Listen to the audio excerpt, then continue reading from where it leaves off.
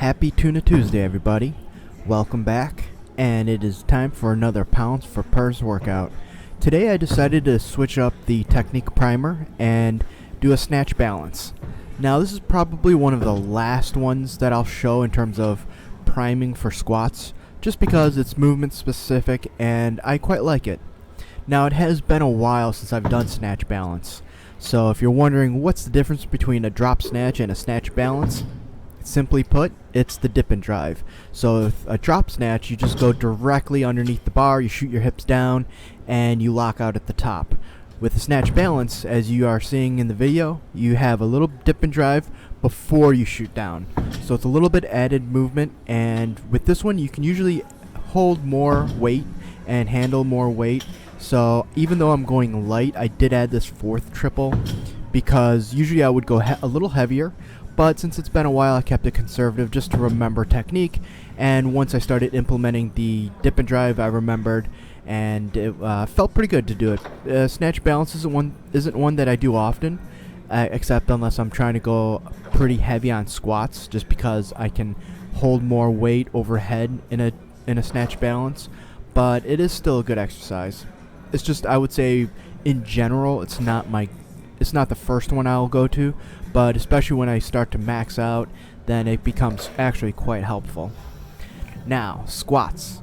Not bad, pretty decent. I did teach a martial arts lesson this morning, and I always like moving around with my students, so not to say that it took a lot out of me, but it does take something. So I like to be active when I teach. I like to do movements with my students. It's really important to me that not only do I serve as that constant example, but also it's good for me to get the movements done myself.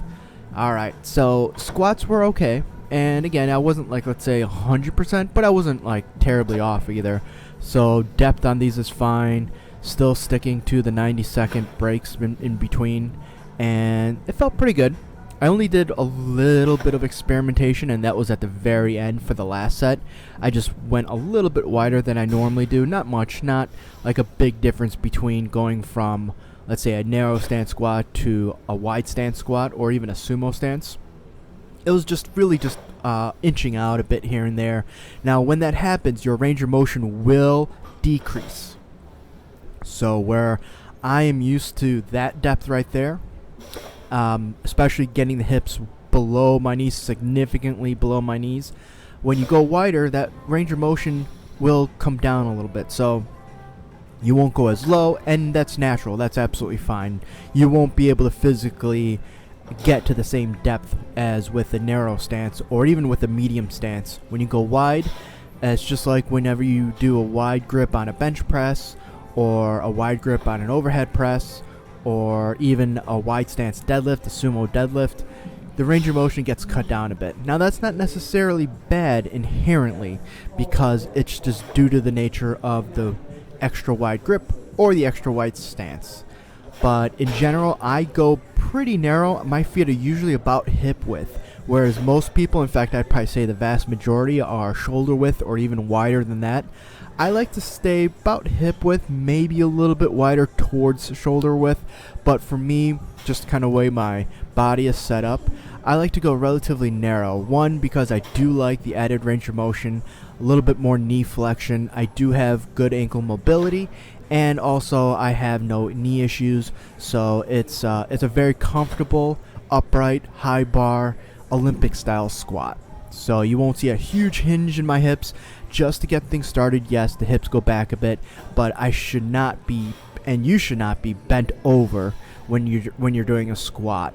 Sometimes you'll see that. Sometimes you'll see it almost turn into a bit of a good morning, where you're almost tabletopping over, which should never happen. Never. I mean, if you're completely maxing out and you're grinding and you're seeing how much you can possibly lift, that might come out. Not because you're intending it to.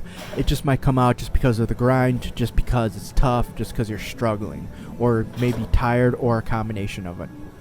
So squats were pretty good, and again, on this last set that's coming up, you'll see maybe just a little bit less range of motion. I still broke parallel, which is the most important thing to me, but I can't get quite as low as normal.